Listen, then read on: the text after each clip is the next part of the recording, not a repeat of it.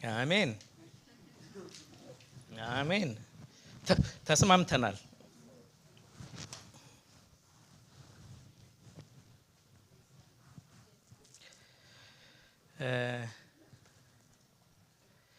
እግዚአብሔር ይመስገን። ያው ታውቃላችሁ ሰው በተከታታይ ስንማር የነበረው ስለ ጽናት የእግዚአብሔርን ቃል ስለማንበብ ያለፈው ሳምንትም የተነጋገርን እነዚህ ነው። ስለ ዲሲፕሊን እና የእግዚአብሔርን ቃል አንብቦ ሜዲቴት ማድረግ ወይም ማሰላሰል የሚለው ነው የተነጋገርነው። እና ለማስታወስ ያህል ዋናው ቁልፍ ፍቅር ማዳበር፣ ለእግዚአብሔር ቃል ፍቅር አፐታይት፣ ለእግዚአብሔር ቃል የሚሆን ፍቅር ማዳበር የሚለውን ነበር የተመለከትነው። ምክንያቱም ፍቅሩ ካለን ለቃሉ ለማንበብ አንቸገርም ማለት ነው። ዛሬ ያለፈው ስላቆምኩበት ስለ ቤተ ክርስቲያን ነው የምቀጥለው። አሁን የእግዚአብሔርን ቃል ስለ ጽናት ስለ እግዚአብሔር ቃል ሜዲቴት ስለማድረግ ተመልክተናል። ዛሬ ደግሞ የእግዚአብሔር ቤት አሰራር ምን ይመስላል፣ መንፈስ ቅዱስ በቤተ ክርስቲያን ውስጥ የሚሰራው ምንድነው፣ እንደ ቤተ ክርስቲያን ደግሞ መንፈስ ቅዱስን የተቀበለች ቤተ ክርስቲያን ምንድነው ማድረግ ያለባት የሚለውን እንመለከታለን። ሁላችንም የሐዋርያት ሥራ ምዕራፍ 2ን እናወጣለን። I'm about to preach from the Acts of the Apostles, chapter 2, particularly from chapter 37 through 47. And my title is the purpose and the objective of the church. So that's what it is. So now you know Amarinya, so you don't need. ሁላችንም እናወጣለን። የሐዋርያት ሥራ ምዕራፍ 2 ከቁጥር 37 እስከ 47 ያለውን አንብቤ ነው አብረን የምንጸልየው። ይህ የሕያው እግዚአብሔር ቃል ነው። ይህንንም በሰሙ ጊዜ ልባቸው ተነካ። ጴጥሮስንና ሌሎችንም ሐዋርያት ወንድሞች ሆይ ምን እናድርግ አሏቸው። ጴጥሮስም ንስሐ ግቡ፣ ኃጢአታችሁ የሚሰረይ ዘንድ እያንዳንዳችሁ በኢየሱስ ክርስቶስ ስም ተጠመቁ፣ የመንፈስ ቅዱስንም ስጦታ ትቀበላላችሁ፣ የተስፋውም ቃል ለእናንተና ለልጆቻችሁ ጌታ አምላካችንም ወደ እርሱ ለሚጠራቸው በሩቅ ላሉ ሁሉ ነውና አላቸው። በብዙ ሌላ ቃልም መሰከረና ከዚህ ጠማማ ትውልድ ዳኑ ብሎ መከራቸው። ቃሉንም የተቀበሉ ተጠመቁ። በዚያም ቀን 3000 የሚያህል ነፍስ ተጨመሩ። በሐዋርያትም ትምህርትና በህብረት እንጀራውንም በመቁረስ በየጸሎቱም ይተጉ ነበር። ነገር ግን በሰው ሁሉ ፍርሃት ሆነ። በሐዋርያትም እጅ ብዙ ድንቅና ምልክት ተደረገ። ያመኑትም ሁሉ አብረው ነበሩ። ያላቸውን ሁሉ አንድነት አደረጉ። መሬታቸውንም ጥሪታቸውንም እየሸጡ ማንኛውም እንደሚፈልግ ለሁሉ ያካፍሉት ነበር። በየቀኑም በአንድ ልብ ሆነው በመቅደስ እየተጉ በቤታቸውም እንጀራን እየቆረሱ በደስታና በጥሩ ልብ ምግባቸውን የሚመገቡ ነበር። እግዚአብሔርንም እያመሰገኑ በሕዝቡም ሁሉ ፊት ሞገስ ነበራቸው። ጌታም የሚድኑትን ዕለት ዕለት በእነርሱ ላይ ይጨምር ነበረ። እንጸልይ።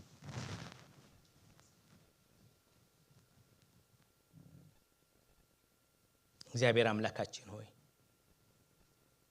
እግዚአብሔር አባታችን ሆይ እናመሰግንሃለን። ስለ መንፈስ ቅዱስ ስም ይባረክ። አባቶች በሃይማኖት መግለጫቸው ላይ ደግሞም በመንፈስ ቅዱስ አምናለሁ የሕይወት ሰጪና ጌታ በሆነ በነቢያት በተናገረ ብለው እንዳሉ ያ በነቢያት የተናገርከው ቃልህን የሰጠህን እግዚአብሔር መንፈስ ቅዱስ በዚህ ሰዓት ደግሞ በዚህ ቃል ውስጥ እንድትናገረን ከቃልህ ጋር ነፋስህ ሕይወት አብሮ እንዲዘራ በያው ቃል እያንዳንዳችንን እንድታነቃቃ እንጸልያለሁ።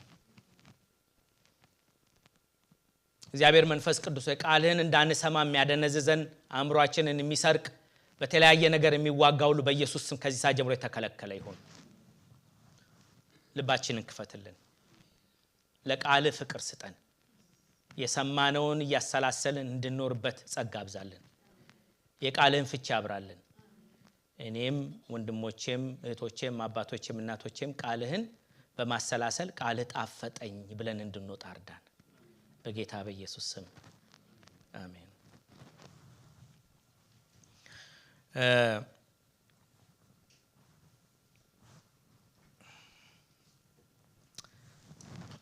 ታስታውሱ እንደሆነ ስለ ቤተ ክርስቲያን እየተነጋገርን ነበር። በመሃል የሌላ ነገር እየተነጋገርን ግን የተያዘ ነገር ነው ዲስከስ እናደርግ ነበረ። ዛሬ እንድና የፈለኩት በመንፈስ ቅዱስ ኢምፓወር የሆነ ጉልበት ያገኘ የክርስቲያን ማህበር ምን ይመስላል፣ ወይም በመንፈስ ቅዱስ ጉልበት ያገኘች ቤተክርስቲያን ምን ትመስላለች። ምክንያቱም ስለ ቤተክርስቲያን ነው የምንነጋገረውና ቤተክርስቲያን በመንፈስ ቅዱስ ከሆነ በሐዋርያ ሥራ ምዕራፍ 2 የተጀመረችው በኢየሱስ ክርስቶስ ሞትና ትንሣኤ ላይ ሆኖ ኢምፓወርድ የሆነች ወይም ደግሞ በመንፈስ ቅዱስ የተገፋ ኮሚኒቲው ማህበረሰብ ምንድን ነው የሚመስለው? ምን ማለት ነው በመንፈስ ቅዱስ የተገፋና የተሞላ ማህበረሰብ ማለት ምንድን ነው? አንድ ቦታ ላይ መንፈስ ቅዱስ መኖሩን በቤተክርስቲያን ውስጥ ምንድን ነው የምናውቀው? ትንቢት ስላለ ነው? መገለጥ ስላለ ብቻ ነው? ወይስ ደግሞ ውስጣዊም ውጫዊም ቦት ሁለቱም ያስፈልጉናል የሚለውን ነው እንድናይ የፈለኩት። ትንሽ ወደ ኋላ እጄ ለማስታወስ ያህል የተለያዩ ቤተክርስቲያን አመለካከቶች ተመልክተናል። ቤተክርስቲያንን እኔ ማወራው ስለ ወንጌላውያን አብያተ ክርስቲያናት ነው፣ ስለ ሌሎቹ አብያተ ክርስቲያናት ሳይሆን የተለያዩ እኛ የወንጌላውያን ኢቫንጀሊካል የምንባለው ነን። ሌሎቹ ደግሞ የሮማን ካቶሊክ ራሱን የቻለ አለ፣ የኦርቶዶክስ አለ፣ የምስራቃውያን የሚባሉት የግሪክ ኦርቶዶክስ፣ የአርሜኒያ፣ የኢትዮጵያ የተለያዩ ኦርቶዶክሶች አሉ። እኛ ምናር ስለ ወንጌላውያን ኢቫንጀሊካል ፕሮቴስታንት የምንባለው ስለዛ ነው ክርስትና የምናገረውና በወንጌላውያን አማኞች ታስታውሱ እንደሆነ ስንነጋገር የተለያዩ አመለካከቶች አሉ ስለ ቤተ ክርስቲያን። አንደኛው ሰፋ ያለው አመለካከት ፋንክሽናል አፕሮች የሚባለው ነው። ታስታውሱ እንደሆነ ትንሽ ወደ ኋላ ሄጄ ፋንክሽናል አፕሮች ማለት ምንድነው? ቤተ ክርስቲያን ሶሉሽን ነች ለኮሚዩኒቲው። ሶሉሽን ስለሆነች ቤተ ክርስቲያን በሯን መክፈት አለባት ለኮሚዩኒቲው። እንዴት ነው የምትከፍተው በሯን? ሰዎች ሁሉ መምጣት አለባቸው እና እኔ አንድ ሰው አስታውሳለሁ፣ ይምጡ፣ አረሙ ይምጣ፣ ዝም ብሎ አትንኳቸው፣ አታበሳጯቸው፣ ተው፣ አትናገሩ፣ ምንም ነገር በቃ ይቀመጡ ምናምን የሚል አገልጋዮች ሙቭመንት ነበርና ይሄ ሙቭመንት ምንድነው? ሲከር ሴንሲቲቭ ይባላሉ። የተለያየ ሙቭመንት በተለይ የሚታወቁት ይሄንን ሙቭመንት ሲያስፋፋ የነበረው ቢል ሃይብል የተባለ ቺካጎ ሰበርብ ውስጥ ያለ ትልቅ ቸርች ነው እና ብዙ መጽሐፍ ጽፎ ነበር። ግን ከ20 ዓመት በኋላ አይ ዋዝ ሮንግ ብሎ ደግሞ ሌላ መጽሐፍ ጻፈ ማለት ነው። ምክንያቱም ለምንድን ነው ሮንግ የሆነው? ቤተ ክርስቲያን የኮሚኒቲው ሶሉሽን አይደለችም፣ ሶሉሽን ሰጪ አይደለችም። ሶሉሽን የሚሰጠው ጌታ ኢየሱስ ክርስቶስ ነው፣ ቤተ ክርስቲያን አይደለችም። ጌታ ኢየሱስ ክርስቶስ ያዳነውን ሰው ነው ቤተ ክርስቲያን የምትሰበስበው። የዳኑት ሰዎች ቤተ ክርስቲያን የሚባሉት ላብራራላችሁ። ቤተ ክርስቲያን ራሷ ሶሉሽን ነች ስንል ቤተ ክርስቲያንን እንደ ሶሻል ኢንቲቲ ነው የምንወስዳት፣ እንደ አንድ ሶሻል ኮሚኒቲ ወይም ጋዘሪንግ ነው እየወሰድናት ያለ ነው ማለት ነው። ስለዚህ ፎከስ የምናደርገው ማህበራችንን ብቻ ለመድረስ ከሆነ ፎከስ የምናደርገው ቁጥር ላይና መብዛታችን ላይ ነው ማለት ነው። ስለዚህ መሰብሰባችን ላይ ነው ፎከስ የምናደርገው ማለት ነው። ስለዚህ ሰዎች ችግር ያለባቸው ሰዎች ሁሉ ሶሻል ችግር ያለባቸው ይመጣሉ ማለት ነው። ጥሩ ነው መምጣታቸው። ከመጡ በኋላ ግን ኢየሱስ ክርስቶስ መሰበክ አለበት። ለምን? ካለ ንስሐ መዳን የለም። ካለ ንስሐ መዳን የለም። ካለ የኃጢአት ስርየት የለም። ንስሐ ሰው ካልገባ የኃጢአት ስርየት አያገኝም። የኃጢአት ስርየት ደግሞ ካላገኘ ሰው መዳን አይችልም። ስለዚህ ሐዋርያቶች በሚሰብኩበት ጊዜ እነሱ ልባቸው ተነካና ምን እናድርግ አሉ ነው የሚለው። ምን እናድርግ አሉ። ስለዚህ ይሄኛው አፕሮች ምንድነው? ሰዎችን በምን ቤተክርስቲያን መሰብሰብ፣ ቁጥር ማብዛት እና ቅዳሜ ዕለት ፕሮግራም አላቸው። ነን ቸርች ፒፕል የሚባሉ ነን ቸርች የሚባሉ እና አንድ ቸርችድ ይባላል። አንድ ቸርችድ ፒፕል ይባላል እና እዛ ቅዳሜ ላይ ከተማው ህዝቡ ይመጣል። ሮክ ባንድ ይመጣላቸዋል፣ ራፕ ዳንስ ይመጣላቸዋል፣ የሚፈልጉት ሁሉ ይደረግላቸዋል እና ይሰበሰባሉ። አንድ ቸርችድ ነው ስማቸው፣ ዩኤን አንድ ቸርችድ። እና ምንድነው ዓላማው ሲባሉ በቃ በዚህ ውስጥ እነሱን አባብለን ምን ብለን እንዲቆዩ ምናምን አድርገን ምናምን ይላሉ እና እስቲ ብሎ እድል ሰጧቸው። ከ10 ዓመት በኋላ ምንም ለውጥ የለም። እንደውም ጭራሽ ቸርቹን ይዘው ገደል ገቡ። እየለወጡት መጡ ቸርቹን። አለማረጉት ቸርቹን እና እንኳን ሊለወጡ አይደል ቸርቹ። ስለዚህ መመለስ ጀምሮ ደንግጠው ማለት ነውና ሌላው እንትንን ማንሳት ከቤተ ክርስቲያን ላይ መስቀልን የሚያስታውስ ነገር፣ መጽሐፍ ቅዱስን የሚያሳይ ነገር ማንሳት ያስደነግጣቸዋል። ስለሚያስደነግጣቸው መቀየር አለበት የቤተክርስቲያን ህንጻ ይላሉ። ስለዚህ አይታችሁ እንደሆነ ብዙ አብያተ ክርስቲያናት ሞል ነው የሚመስሉት ወይም ደግሞ ዎልማርት ነው የሚመስሉት አሰራራቸው ፐርፐዝሊ ነው መደዳ ምናምን ተደርገው የሚሰሩት። ለምን? ምክንያቱም መስቀሉ ምናምን ሲያዩ አንቸርችድ ፒፕል ለምን ነው መታረጃ ቤት አይደለም ምንድነው የሚያስደነግጣቸው? ቄራ ምናምን ነው የሚያስደነግጠው አይደል? እና መስቀል ሲያዩ እንደውም መዳኛቸው ነው ማየት ያለባቸው። እና ምንድነው ቱ ማች ኤምፋሲስ ላልዳኑ ሰዎች በመስጠት ይመጣሉ ሳይኮሎጂካሊ የሚል እምነት አላቸው። ግን መዳን ግን መንፈስ ቅዱስ ሲወቅስ ነው። መዳን መንፈስ ቅዱስ ኃጢአተኝነትን ሲወቅስ ነው። ኢየሱስ ክርስቶስ ዮሐንስ 16 ላይ ተናግሯል። እኔ ቤት ይሻላችኋል፣ እኔ ባልሄድ አጽናኙ አይመጣም፣ በመጣ ጊዜ የሚወቅሰው እሱ ነው፣ ስለ ኃጢአት ስለ ጽድቅና አይደል? ልክ ነው። ኦኬ አዎ። ስለዚህ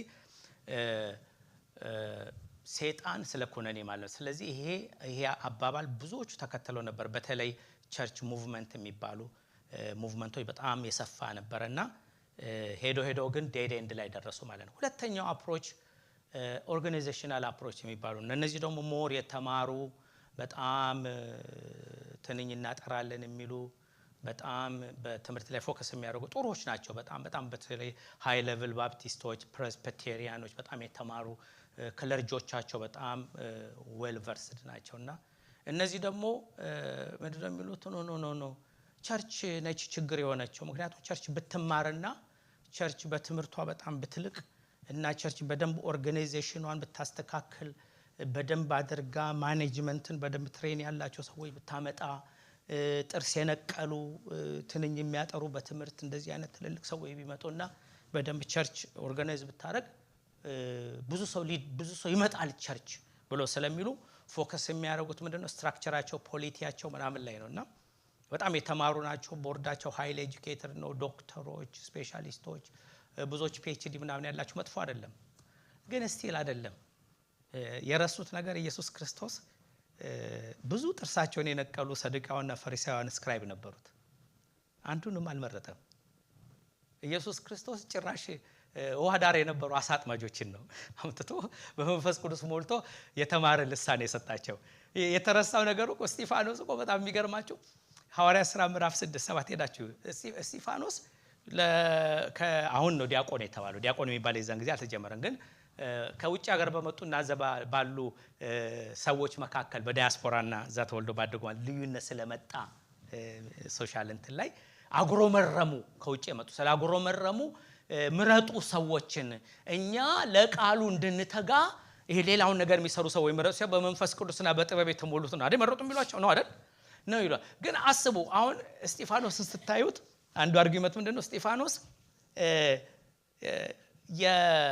የነፃ አውጪዎች የምትባል ምኩራብ ነበረች ኢየሩሳሌም ውስጥ። ነፃ አውጪዎች የምትባለው ምኩራብ ከቀሬና ከተለያየ ቦታ የሚመጡ በተለይ ደግሞ ጳውሎስ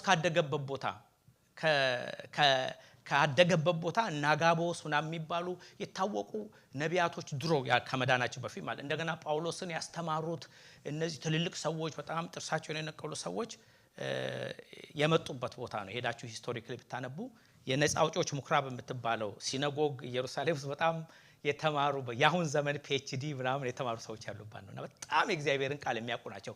እና የሚገርማችሁ ሄዳችሁ ብታነቡ ማን ነው እስጢፋኖስ ሲናገርና ኃይልን ሲገልጥ የሚናገረውን ኃይልና የሚያደርገውን ነገር ሊቋቋሙት አልቻሉም።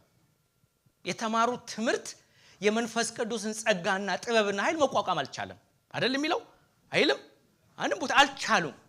እና ይሄ ሰው ከኋላ ሲናገር እንኳን አይታችሁ ወደ ኋላ ሄዶ ከሙሴ ከምን እየዘረዘረ ዲቴል እንዴት እግዚአብሔርን ቃል ያጠኑ እንደነበረ ታያላችሁና እነዚህ ኦርጋናይዜሽናል አፕሮች ምን ጥሩዎች ናቸው። ግን ሰው መድረስ አልቻሉም። ከኮሚኒቲያቸው ውጪ እዛው ያሉትን ነው መድረስ የሚችሉት። እነዛኞቹ ደግሞ ሁሉንም ሰው ያመጣሉ፣ ግን ሰው መዳን አልቻለም። መዳን ስላልቻለ ቸርቹ ራሱ ወደ ገደል እየሄደ መጣ። ከዛ በኋላ ብዙ ጥያቄዎች የሆሞሴክሹዋል ኢሹ፣ የአቦርሽን ኢሹ ምናምን ታክል ማረጋጋታቸው ምክንያት የሰበሰቡት ሰው በሙሉ ፕሮ እየሆነባቸው መጣ ማለት ነው። ሞራልና ኤቲካል የሆነ ነገር መለየት አልቻሉም። ብዙ ያልዳነ ሰው ነው የሚሰበሰበው። ስለዚህ ቤተክርስቲያን ምንድነች የሚል ሌሎቹ ደግሞ ነው ሚሽናል አፕሮች ነው መውሰድ ያለብን።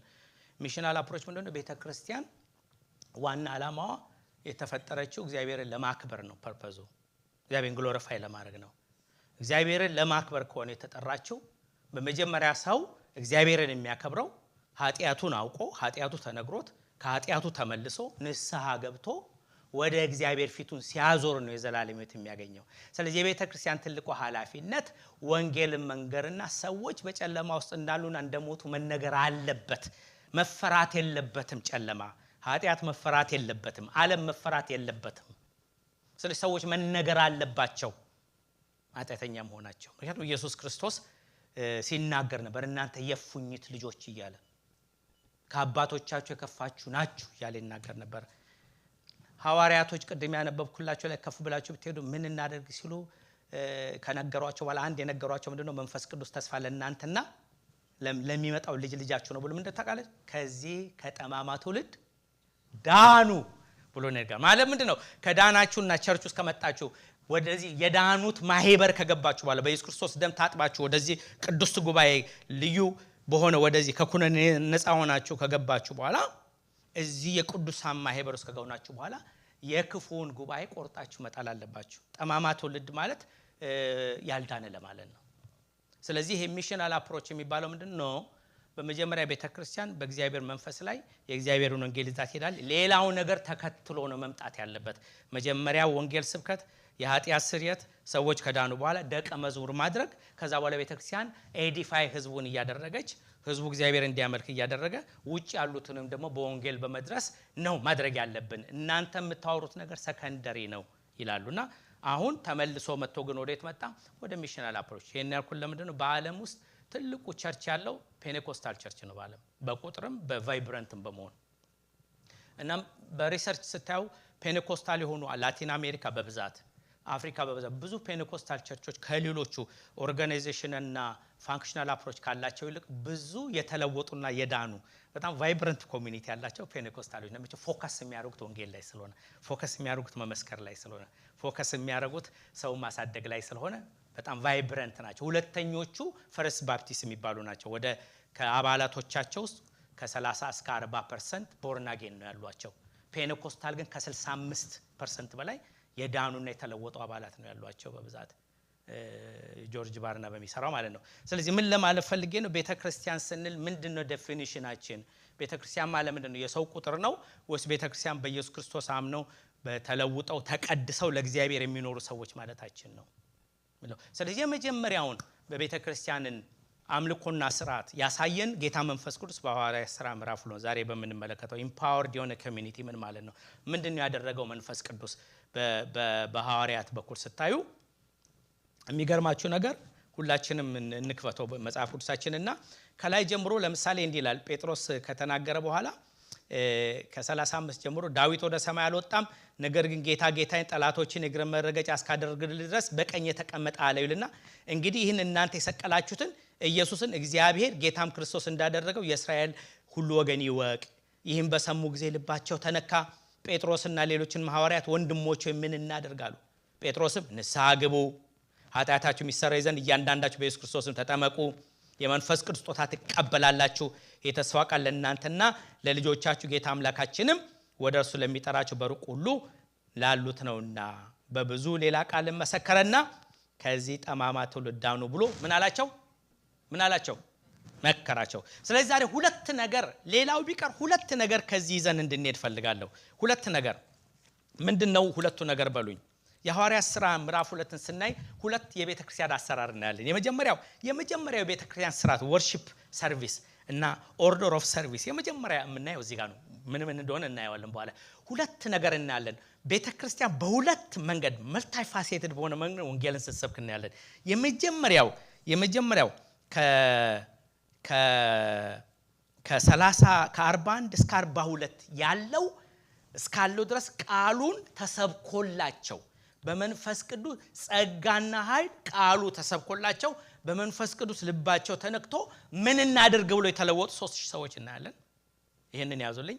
ቤተክርስቲያን ቫይብራንት ሆና እግዚአብሔርን እያመለከችና የእግዚአብሔርን ሥርዓት እየጠበቀች ስትሄድ ደግሞ ከቁጥር 43 እስከ 47 ያለው ደግሞ በተለየ መንገድ ወንጌል ስትሰብክ እናያለን።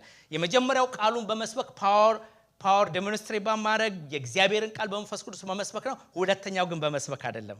ሁለተኛው ግን በተቀደሰ ህይወት ጌታን መስበክ ጀመረች።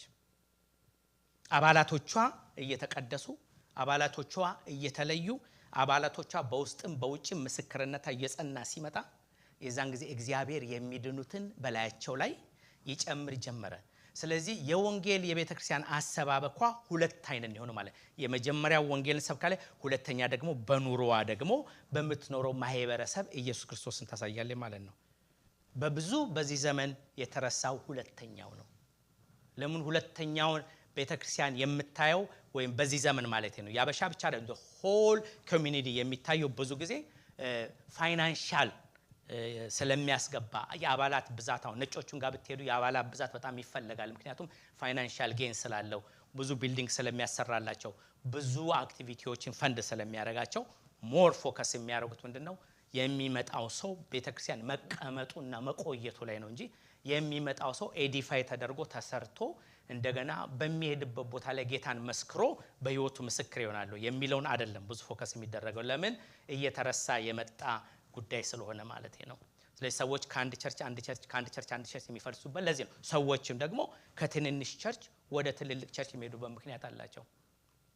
አሜሪካን ሀገር የምታዩቸው ሜጋ ቸርቾች በሙሉ አዲስ የሚሰበክ ሰው አይደለም፣ ከትንንሽ ቸርች የሄደ ሰው ነው። ለምንድነው ከትንንሽ ቸርች የሚሄደው? ምክንያቱም ትንንሽ ቸርቾች አካውንታቢሊቲ ያላቸው፣ ትንንሽ ቸርቾች ጣልጋ ይገባሉ በሰው ህይወት። አንድ ሳምንት ቀርታችሁ ነው 2 ሳምንት አስቀራችሁም ትንንሽ ስለሆነ ይደውላል፣ የት ሄዳችሁ ምን አደረጋችሁ ይመጣል። ስለዚህ ሰዎች ይሄንን አይፈልጉም። ስለዚህ ትልልቅ ቸርች ውስጥ ከሆነ ተደብቆ ገብቶ ተደብቆ መውጣት ይቻላል። ስለዚህ ብዙ ሰዎች ትልልቅ ቸርችን ይፈልጉታል። ለምን? ምክንያቱ አካውንታቢሊቲ ስለማይኖር ማለት ነው። የሚገርማችሁ ነገር ግን ሐዋርያቶች ግን በ3000 ላይ ሌላ 5000 ተጨምሮ 5000 ሆነው ሁሉ አካውንታቢሊቲ ነበራቸው፣ ቫይብራንት ነበራቸው። ለምንድን ነው እንደዚህ ሆኖት? ክፈቱና እንየው ምን ያደርጉ እንደነበረ እንድናይ ይፈልጋሉ። እውነተኛ ቤተክርስቲያን ምንድነው መሆን ያለባት? እዩት ቁጥር 41 እንዩት። ቃሉን የተቀበሉ ተጠመቁ ይልና በዚያ ቀን 3000 ያህል ነፍስ ተጨመሩ ይልና አንደኛ በሐዋርያት ትምህርት ዶክትሪን በዶክትሪን ይበረቱ ነበር። ምንድነው የሐዋርያት ትምህርት? ምንድነው የሐዋርያት ትምህርት? የሐዋርያት ትምህርት ማለት ሐዋርያቶች ከጌታ ጋር በነበሩበት ጊዜ ያዩትና የሰሙትን ወንጌላትን አንዳንዶቹ ተጠርዘው አልወጡም፣ አንዳንዶቹ ተጠርዘው የወጡ ናቸው። አንዳንዶቹ ያልወጡትን ያዩት የቃሉ ምስክሮች ከጌታ ጋር በነበሩበት ጊዜ ያደረጉትን ጌታ ያስተማራቸውን የብሉይ ኪዳንን ከጌታ ጋር በነበሩበት ጊዜ ያዩትን መገለጥና የጌታንትን ያስተምሩ ነበር። ዶክትሪን ያስተምሩ ነበር። ዶክትሪን ማለት በግሪክኛ ትምህርት፣ መሰረታዊ ትምህርት ማለት ነው። አሁን አንዳንድ ሰዎች እኔ ዶክትሪን አልፈልግም ሰምታችኋል። መዝሙር ሁሉ አለ ዶክትሪን አያስፈልገንም ምናምን የሚልና አይ ቲንክ ዲሞናይዝ ይደረጋል መሰለኝ። ዶክትሪን ሲባል ክፍፍል ምናምን ነው ሰው የሚታየው። ኖ ዶክትሪን ማለት ዲኖሚኔሽን አላልንም።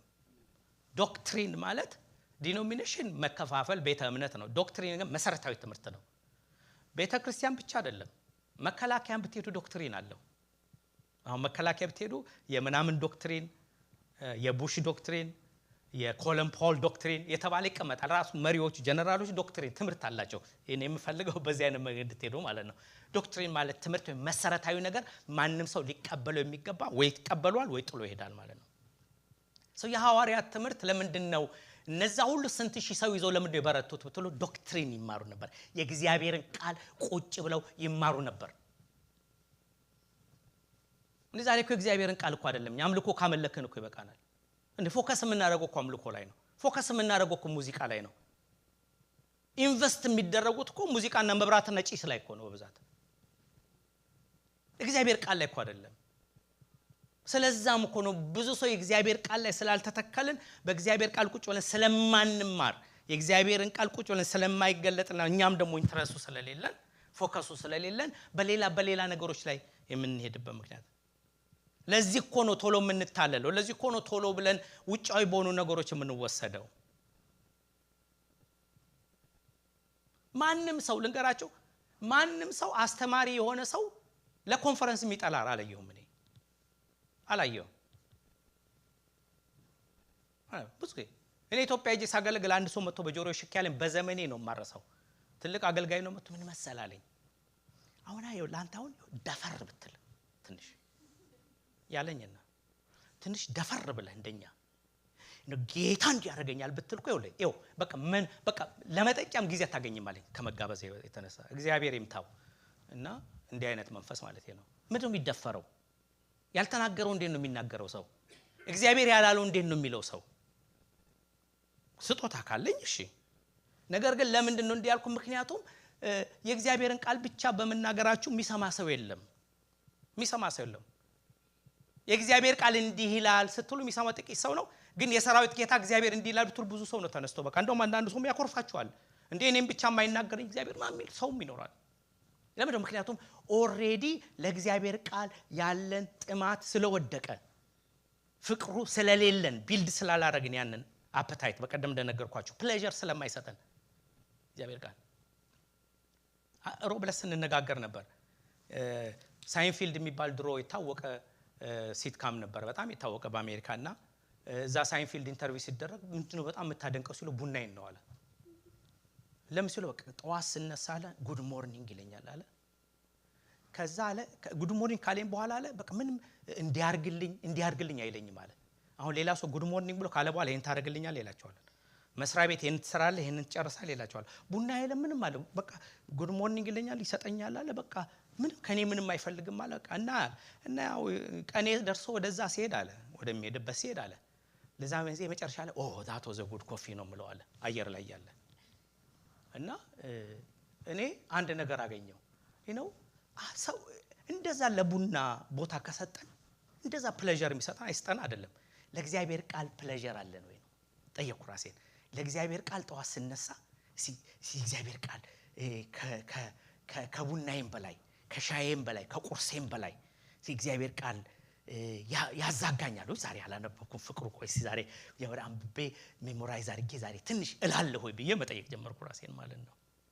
ምክንያቱም የእግዚአብሔር ቃል ምስጉን ነው ምን የሚያደርግ ቃልህን የሚወድ ቃልህን የሚያሰላስል ሰው ሁለት ነገር ፕሌዠር ያለው በቃል ላይ ፕሌዠር የእግዚአብሔር ቃል ሲነበብ በቃ ልቤ ይነካል ወይ? ኢዮሳፍጥ የእግዚአብሔር ቃል ሲነበብ ነው ልብሱን የቀደደው አገኘነው ቃሉን ሲሉ ልብሱን ቀደደ እና ነብይቱ ጋር ሲያስሄድ በቃ ደስ አለው እግዚአብሔር ስለተንቀጠቀጠ በቃሉ ላይ በቃ እና የሐዋርያትን ትምህርት ለእግዚአብሔር ቃል የምንሰጠው ለዶክትሪን ለትምህርት የምንሰጠው ቦታ ነው ዳግም የተወለድንበት አይደል? ያለፈው ሳምንት የተነጋገርነው ያዕቆብ ላይ አይደል? አስቦ ወለደን አይደል የሚለው የቦክራ አስቦ የወለደንን ይሄንን ዳግም ቃል በመንፈስ ቅዱስ እስትንፋስ ያው የሆነውን ዳግም ቃል ይሄንን ያነቡ ነበር ተሰብስበው ከተጠመቁ በኋላ ይማሩ ነበር 3000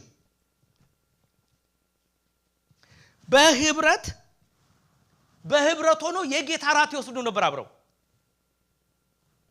የጌታን ራት አብረው በህብረት 3000 ሰው የሚያክል ቤት ከየት መጣ ይላሉ ሰዎች። ምክንያቱም ቤቶቹ ትንንሽ ናቸው። ምናልባት የሚባለው ምንድነው 50 ባንድ ቤት 30 ባንድ ቤት 30 የተከፋፈሉ ነው። እንግዲህ ኢየሩሳሌም የዛን ጊዜ ትንሽ ከተማ ነች። 100,000 ሰው ምናምን ነው የሚኖርባት። አስቡ ከ100,000 ሰው 3000 የሚያህል ሰው የቱ ጋር ነው የሚይዘው ብትሉ ሁሉም ሰው በሩን ከፍቷል ማለት ነው። ቤቱን ከፍቶ ምን ያደርጋል? የእግዚአብሔርን ቃል ያነባል። የጌታን ራት አብሮ ምን ይላል? ይወስዳል። የጌታን ቃል አብሮ ይወስዳል። ከዛስ ይጸልያሉ አይደለም የሚለው ነው። በጸሎት በጸሎት ይተጉ ነበር። በቤታቸውስ በህብረት በቤታቸው ነው በህብረት አይሰማኝም። አዎ በቤታቸው አላለም። በቤታቸው ማግዴታቸው ነው መጸለይ። በህብረት አንድ ላይ በመሆን የእግዚአብሔርን ቃል በማንበብ ቅዱስ ቁርባንን በመውሰድ አብሮ በመትጋት መጸለይ ብቻ አይደለም በመትጋት እንዴ እስጢፋኖስ እኮ በሞተ ጊዜ ሐዋርያት ሥራ ላይ የቀበሩት በጸሎት የሚተጉ ነው የሚለው እንዳትረሱ። በጸሎት ይተጉ የነበሩ ምን አሉት? ቀበሩት። ይተጉ ነበረ ይልና ከታች ምን ይላል? በሰው ሁሉ ዘንድ ፍርሃት ሆነ፣ በሐዋርያትም እጅ ብዙ ድንቅና ምልክት ምን ይል ነበር? ይደረግ ነበር። ለምን ነው ድንቅና ምልክት የሚደረገው? መንፈስ ቅዱስ ወርዷል፣ ተጠምቀዋል፣ የእግዚአብሔርን ቃል ያነባሉ፣ የእግዚአብሔርን ቃል ያጠናሉ፣ ጌታ ራት ይወስዳሉ፣ በጸሎት ይተጋሉ። ምክንያቱም ኦፕሽናል አይደለም ጸሎት እኮ ኦፕሽናል አይደለም። አም ሶሪ አንዳንድ ጊዜ እኔ የሚገርመኝ ነገር ነው። አንዳንድ እንደ ስራ ለምሳሌ አሁን ጂም ብትሄዱ ይሄ ታይቦ ምናምን የሚባለውን ብታዩ ከ30 ሴት አንድ ወንድ ብታገኙ ነው። አታገኙ። ወንድ የለም እንደዚህ ይሄ ምናምን የለም። እኛ የሚያነሳን አንድ ደቂቃ አንስተን ከዛ ሳውና ምናምን መግባት ነው የምንወደው። እንዲ ፐርሲስተንት የሆነ ነገር የለንም። እና አሁንም ጸሎት የሚገባውን ሰው በየቸርቹ ብታይ እህቶች ናቸው። እኔ ግርም ይለኝና እንዴ ወንድሞች ጸሎት አያስፈልጋቸውም ያለም ማን ነው? እምልህ የማይገቡም እህቶች አሉ ሁሉን አደረግን። በአብዛኛው ግን ለምንድነው እህቶች ብቻ የሚተጉት በጸሎት? ለምንድነው ወንዶች በጸሎት ማንተጋው ብዬ አስባለሁ። ሌሎቻችን ደግሞ ኢቭን በጸሎት ቢሆን አይ በቤቴ ነው የምጸልየው ምቱ እሱ ቤቱ እኮ ነው። ይሄ የእግዚአብሔር ቤት ነው። በእግዚአብሔር ቤት ውስጥ ተጋጥሞ ኢየሱስ ራስ ሆነበት ቦታ ላይ መጸለይና በግል መጸለይ ልዩነት አለው። ኢየሱስ ክርስቶስ 2 ወይም 3 ሆናችሁ በተሰበሰባችሁበት ያለው በቤታችን ስለምንሰበሰብ አይደለም። አውዱ ስለ ቤተክርስቲያን የሚናገረው ምክንያቱም ስለ ይቅርታ ስለማድረግ ቤተክርስቲያን ስለምትወስደው አቋም ነው። ስለ ቅዱሳን ጉባኤ ነው የሚናገረው። ለምንድነው ቫይብረንት የሆኑት? ምክንያቱም በአንድ ላይ ትህትና ይጠይቃል። በጣም ትልቅ ትህትና ይጠይቃል። ቁጭ ብሎ መማር ትህትና ይጠይቃል። ምክንያቱም ቁጭ ብሎ መማር ቁጭ ብሎ አብሮ መጸለይ ትህትና ይጠይቃል በጣም። ለምን ራስን ዝቅ ማለት ጊዜን መውሰድ ጊዜን ለእግዚአብሔር መስጠት መስዋዕት ማለት ትህትና ስለ አካላዊ ማለት አይደለም ስለ መንፈሳዊ ነው። ትህትና በመንፈስ ምንድነው? በመንፈስ የመንፈስ ትህትና ማለት ለእግዚአብሔር ቅድሚያ መስጠት ማለት ነው። ስለ አካላዊ አይደለም። ወንበር ስለመልቀቅ ስለ ማክበር ስለሱ አይደለም የምናገረው። ስፒሪቹዋል ሂዩሚሊቲ የሚባለው ምንድነው? ከእግዚአብሔር ለመማር ፈቃደኛ ነው። ልጆችሽ ሁሉ ከእግዚአብሔር የተማሩ ይሆናል። እግዚአብሔርን ለማድመጥ ፈቃደኛ መሆን፣ መንገድ ለመቀየር ፈቃደኛ መሆን፣ ከግትርነት መውጣት የለም እኔ እግዚአብሔር ነው የሚሻለኝ ብሎ እግዚአብሔር ጋር መምጣት ያስፈልጋል። ቫይብረንት የሆነ ኮሚኒቲ እስካልገነባን ድረስ እድገታችን የቁጥር እድገት ነው የሚሆነው። የቁጥር እድገት ደግሞ በሰው ዘንድ ልንደነቅ፣ ህንጻ ልንሰራ፣ ትልልቅ ነገር ልናረግ እንችላለን። ነገር ግን እግዚአብሔር ላይኖር ይችላል። እግዚአብሔር ቤተክርስቲያናት እና ሐዋርያው ጳውሎስ በመሰረቷቸው በሙሉ ከአንጾኪያ ተነስተው በሙሉ በሚሊጢ አድርገው በማልታ አድርገው በኢቆንያ አድርገው በልስጥራ አድርገው በደርቢ አድርገው እንዲዞሩ በላይኛው ክፍል በገላትያ በፊርጊያ እየዞሩ በሄዱበት ቦታ 15 ሰው ነበር ቤተክርስቲያን አባል የነበረው።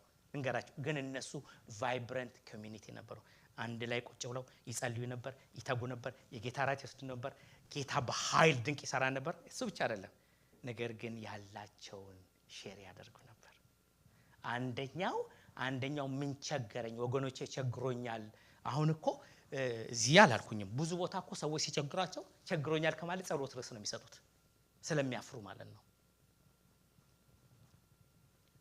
እና እነዚህ ሰዎች እስኪ የቸገረው ሰው እስኪ ነገረው አይጠበቅም ነበር። ለምን? አብሮ የተጋጠመ ሰው ያየዋል ክፍተቱ። አብሮ የተጋጠመ ሰው ወንድሜ በምን በኩል ልጸልይለት፣ ለእህቴ በምን በኩል ልጸልይላት፣ በምን በኩል ነው እህቴን ምደርሳት የሚለውን አብሮ የተጋጠመ ሰው ያየዋል። መናገርም ማያስፈልግ ያን ያህል። ስለዚህ ሰዎች ያላቸውን የተካፈሉበት ምክንያት ኦሬዲ አንድ ልብ እየሆኑ ሲሄዱ የሌላኛው ደስታ የነሱ ደስታ፣ የሌላኛው ሐዘን የነሱ ሐዘን ስለሚሆን እውነቱን ልንገራችሁ፣ ሌላው ሲያዝን ሁላችን እናዝናለን። ሌላው ሲደሰት ሁላችን እንደሰታለን። ሌላው ሲወድቅ ሁላችን አብረን እንወድቃለን። ለምን? ምክንያቱም አንድ አካል ስለሆነን፣ አንድ ስለሆነን፣ እግዚአብሔር አንድ ስለሆነ፣ አንዲት ጥምቀት ስላለች፣ አንዲት ቤተክርስቲያን ስላለች ግድ ስለሚለም ማለት ነው። ሐዋርያቶች የመጀመሪያው ቤተክርስቲያን ኦርደር ኦፍ ሰርቪስ ሲጀምሩ ይሄንን ነበር ያደረጉት በየቀኑ። ከዛ በኋላስ በየቀኑ ደግሞ እየተጉ በመቅደስ ከቁጥር 46 ያሉትን ያቸው መሬታቸውን ጥሪታቸውን እየሸጡ ማናቸውም እንደሚያስፈልግ ለሁሉ ያካፍሉት ነበር። በየቀኑ በአንድ ልብ ሆነው በመቅደስ እየተጉ ነበረ። በቤታቸው እንጀራን ይቆርሱ ነበር። አብረው ምን ያደርጉ ነበር? እንጀራ ምን ያደርጉ ነበር? ይቆርሱ ነበር። ለምንድን ነው እንጀራ መቁረስ የተባለው? ፌሎሺፕ ስለሆነ ነው። እንጀራ መቁረስ ፌሎሺፕ ነው። እንጀራን በአንድ ገበታ ሲቆረሰው አንድነቱን ያሳያሉ ለጊዜ ኢየሱስ ክርስቶስ ስለዚህ ነው መጣለው ካንተ ጋር በላለው ምግብ አይልም። ለምን ነው ፌሎሺፕ የሚያሳየን? ምክንያቱም እንጀራ መቁረስ ህብረትን ያሳያል። እነዚህ ግን በየቀኑ አብረው ይቆርሱ ነበር። በደስታና በጥሩ ልብ ምግባቸው ምን ይሉ ነበር? ምን ይሉ ነበር? መቁረስ ብቻ አይደለም። በምን ይበሉ ነበር? በደስታ ይበሉ ነበር። ምንድነው ደስታን ያመጣው? ደስታ እንጀራ የሚቆርሰው ሁሉ ደስ ይለዋል ወይ? ደስታን ምን አመጣው? ለምንድነው ደስታና ሲንሲር የሆነ ልብ ለምንድነው የመጣው? ለምንድነው ደስታ ለምን እንዴት መጣ? ደስታ ሲንሲር የሆነ ንጹህ ልብ እንዴት ቢልድ ተደረገ በኮሚኒቲ ውስጥ ብላችሁ ስታስቡ? ምክንያቱም አንድ ላይ ነው የሚጸልዩት፣ አንድ ላይ ነው የሚሄዱት፣ አንድ ላይ ነው የሚናገሩት፣ አንድ ላይ ነው የሚናዘዙት። ኃጢአታቸውን ያጠፋ ሰው አንድ ላይ ነው የሚመከረው፣ አብሮ ነው የሚለው። ወዲያ ወዲህ መውጫ መግቢያ የለውም፣ እዛው ነው የሚቀመጠው። እግዚአብሔር ትራንስፓረንሲ ይሰጣቸዋል። በመሃላቸው ብርሃን ነው ያለው። ኦነስቲ የሆነ ነገር ይመጣል። ተንኮል፣ ሽረባ ምናምን ይወገዳል። ሰው አንድ ላይ ተጋጥሞ በመንፈስ ቅዱስ እየተነዳ ሲሄድ ማለት ነው። አንድ ልብ ሲመጣ ማለት ነው። አንዱ ለአንዱ ማዘን ይጀምራል። አንዱ ለአንዱ መጸለይ ይጀምራል። መተሳሰብ ይጀምራል። መነጋገር አያስፈልገውም። አንድ ልብ ሲጋጠም ሰው አንድ ሲሆን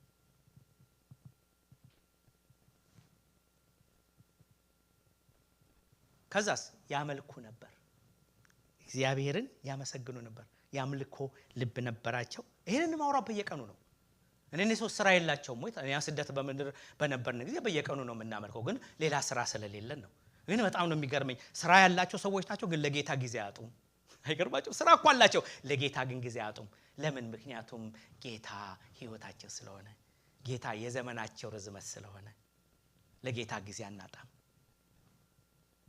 የተረፈንን አይደለም የምንሰጠው ለጌታ፣ የተረፈንንም እየተቸገርን ነው የምንሰጠው። እየተቸገርን ነው። አንዳንድ ጊዜ ለጌታ ጊዜያችንን የምናበድር ይመስለናል። ይሄንን በምን እንደምታውቁ ታውቃላችሁ? ችግር ሲቀጥመን ይሄንን ነው ያበደርኩ እንለዋለን። እንዴ እንደዚህ ነው እንዲያረኩ እኔ ያመለኩ ይሄን ያለ አስራት እየሰጠው ምናምን ማለት እኮ እንዲ አካውንቴ ውስጥ ብዙ ነው ያለውና አልተጠቀምክበት እንደማለት ነው። አምልከን እንጠግበዋለን ወይ? ይሄ ጌታ 1 ሚሊዮን ዓመት ቢሰጠን ጌታን አምልከን እንጠግባለን ወይ? ያደረገልን ነገር መመለስ እንችላለን ወይ? እግዚአብሔርን እንችልም? በፍጹም። እግዚአብሔርን ስለሚያከብሩና በጽድቅ ስለሚሄዱ ሞገስ ነበራቸው። በውጭ ባሉ ዘንድ ሞገስ ነበራቸው ይላል። ከውጭ ያሉት ይፈሯቸው ነበር። እንፈራለን ወይ? በህይወታችን በጽድቃችን እንፈራለን ወይ? ጌታን በመውደዳችን ፍሬ በማፍራታችን እንፈራለን ወይ ነው ጥያቄ ያለው። ቤተክርስቲያን ወንጌልን ትሰብካለች፣ በኑሮም ትሰብክ። በኑሮአችን በጽድቅ እኔም ማወራ ስለሚቃወሙ ሰዎች አይደለም የምናገረው። ነገር ግን በእውነት ጄኑዊንሊ እግዚአብሔርን ማይል ለሚፈልጉ ሰዎች እንኳን እኛ አይደለንም። ባይገርማችሁ ሚሽነሪዎች አረብ ሀገር የሄዱ ሚሽነሪዎች ሚሽን ኮርስ 3 ያየሁትን አረብ ሀገር የሚሄዱ ሚሽነሪዎች ሙስሊሞቹ ጄኑዊን የሆኑ ሚሽነሪዎችና ያልሆኑትን ይለዩዋቸዋል። በጣም ጄኑዊን የሆኑትና በእግዚአብሔር ቃል የሚሄዱትን የሚገርማቸው ያከብሯቸዋል በጣም። እና እነሱ እንትናቸው ይሏቸዋል፣ ጻድቅ ናቸው ይሏቸዋል በቃ። እና በጣም ነው የሚፈሯቸው፣ በጣም ነው የሚያከብሯቸው። ሌሎቹን ግን ይንቋቸዋል። ኢቭን የማይወዱት ሰዎች እንኳን የህይወትን ፍሬ ያዩ። ለዚህ እኮ የእግዚአብሔር ትምህርቱና ስሙ እንዳይሰደብ አይልም እንዴ? አይልም? በመትኖሩበት ምኑን በጥንቃቄ ኑሩ እንባላለን። ስለዚህ ኢቭን በሙስሊም አገር እንኳን በጽድቅ የሚኖሩ ክርስቲያን ኢቭን እየተገደሉና እንኳን እየታረዱ እየተከበሩ ነው የሚገደሉት። ባይገርማችሁ በቃ ባንወደውም እንትናችሁም ብንገላ ግን በጣም ነው የምትገርሙን እየተባሉ ነው። ለምን? ምክንያቱም ጌታን የሚያከብር ህይወት ስንይዝ፣ በአንድነት ሆነን በአንድነት ስንሄድ። የመጀመሪያው እኮ ስምህ ይቀደስ የሚለው በነገራችን ላይ እስራኤላውያን እግዚአብሔር እኔ ቅዱስ እንደሆንኩ እናንተ ቅዱሳን ሁኑ የሚለውን ቃል እስራኤላውያን የሚወስዱት ልንገራችሁ። እስራኤላውያን ብዙ ህግ አላቸው።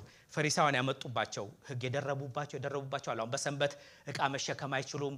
በሰንበት 1 ማይል ብቻ ነው መሸከም የሚችሉት ምናምን። ስለዚህ ምን ያደርጋሉ? እግዚአብሔር ለመቀደስ ማለት ነው። በሰንበት 1 ማይል ወይም ይሸከሙን ያወርዱታል። ዕቃውን ያወርዱና ትንሽ ያርፉን እንደገና ይጀምራሉ። አለፈ 1 ማይል ከዛው ይሄኛው ደግሞ 1 ማይል ነው። በተከታታይ ከሄዱ ኃጢአት እንዳይሰሩ ማለት ነው። እንደዛ ግን የሚያረውት መቼ ነው መሰለ? ከሰፈራቸው ሲወጡ። ከሰፈራቸው ርቆ ሲሄዱ ለምን ሲባል አትሊስት እግዚአብሔር አይሰደብም በእኔ ምክንያት ይላሉ። አመለካከታቸው ሮንግ ቢመስልም ግን አስተሳሰባቸው እግዚአብሔር ቅዱስ ነኝ ስላለ በእኔ ምክንያት እንዲሰደብ አልፈልግም ይላሉ እግዚአብሔር። ስለዚህ የቅዱሳን ማህበር በሁለት መንገድ ነው ቤተክርስቲያን ይሄንን ብሉፕሪንት ያስቀመጠልን። የመጀመሪያው ምንድነው? ወንጌልን በመስበክ ፓወር ዴሞንስትሬሽን፣ ኢየሱስ እንደሚያድን፣ ዓለም ኃጢአተኛ እንደሆነ፣ ሰዎች ሁሉ ንስሐ ገብተው ፊታቸውን አዙረው መምጣት እንዳለባቸው፣ ከመጡ በኋላ ግን በሐዋርያት ትምህርት በጸሎት የጌታን ራት አብሮ በመውሰድ በመትጋት እንዳለባቸው ደቀ መዝሙር መደረግ አለብን ሁላችንም።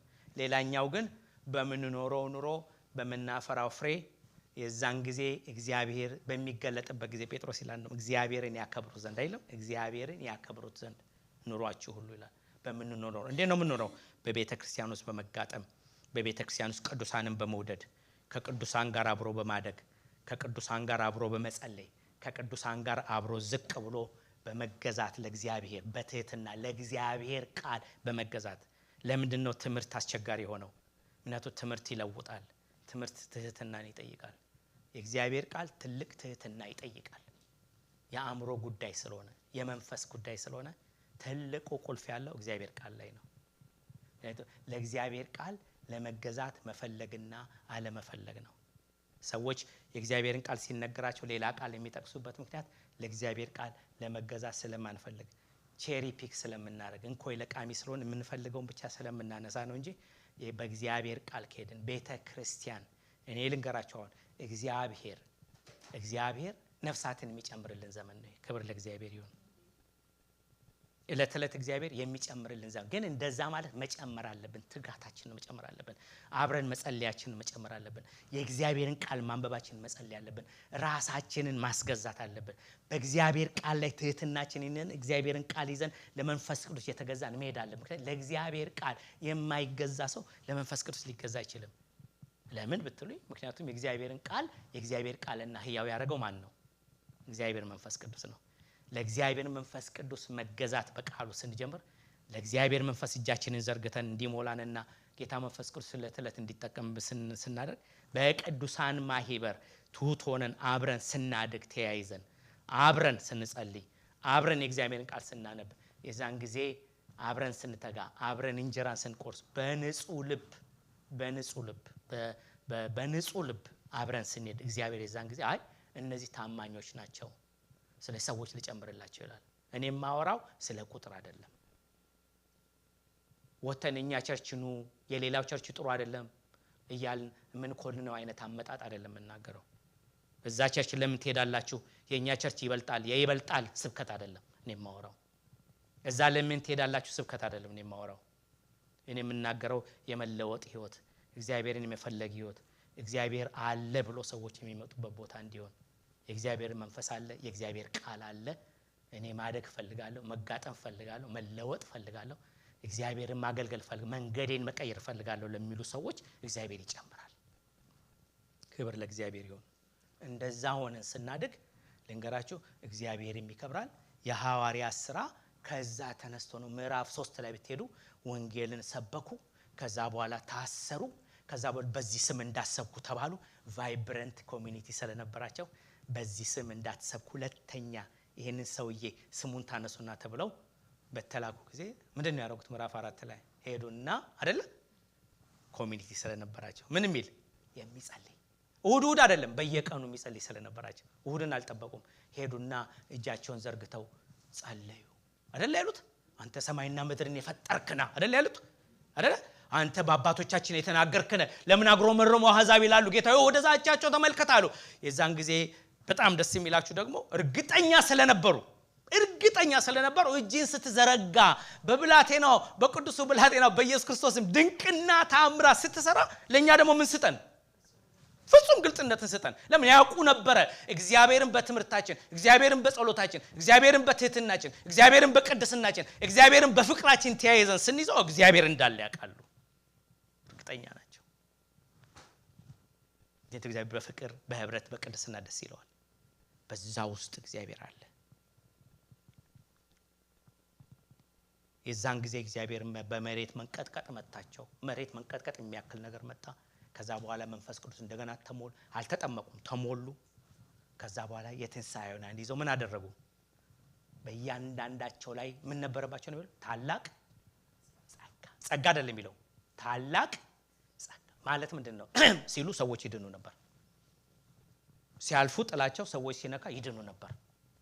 አሁን እኮ ችግሩ እኮ በመንፈስ ቅዱስ የተገፋ አገልግሎት አለመኖር እኮ ነው። ነገሩን እኮ በቃ ሰዎች ዴንቲስት ጋር እንደሚሄዱ ይሆኑብን።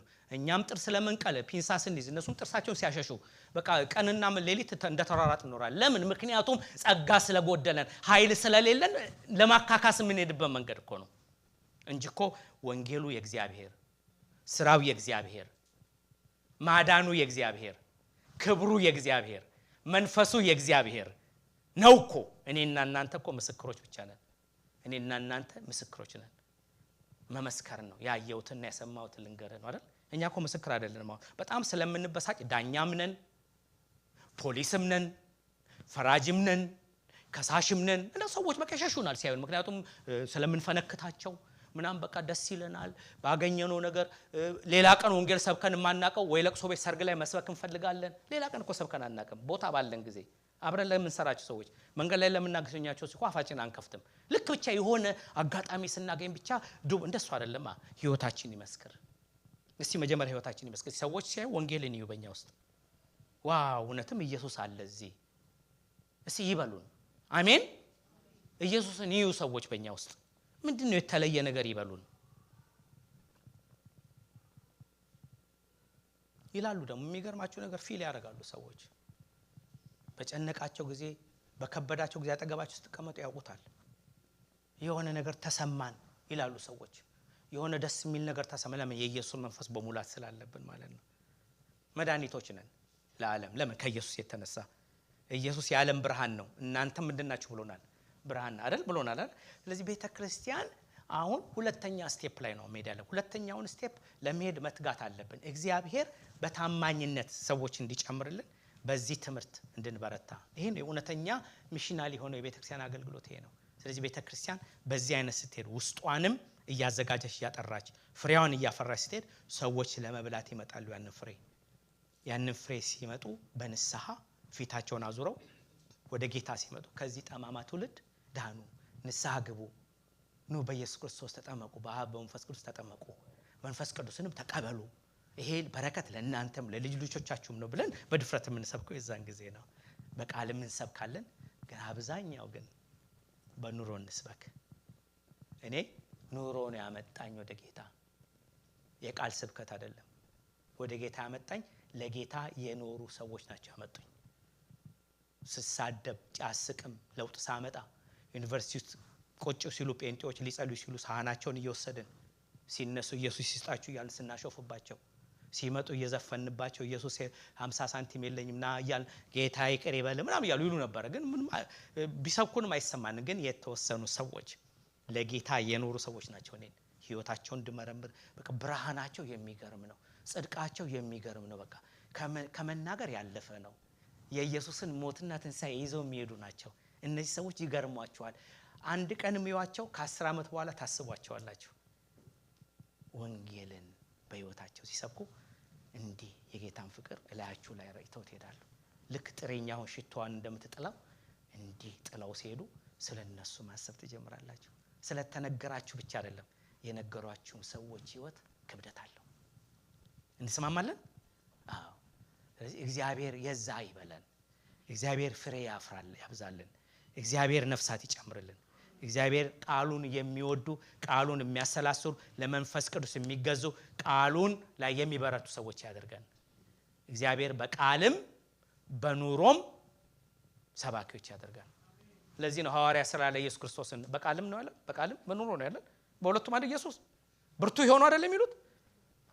ተሳስቻለሁ። ሉቃስ ላይ እንደሱ አላሉትም? በቃልም በኑሮ ምን ነበር ኢየሱስ? ብርቱ ነበር አይደል? አዎ። ሐዋርያቶችም እንደሱ ነው የሰበኩት። ስለዚህ በቃልም በኑሮም እግዚአብሔር ብርቱ ያርገን።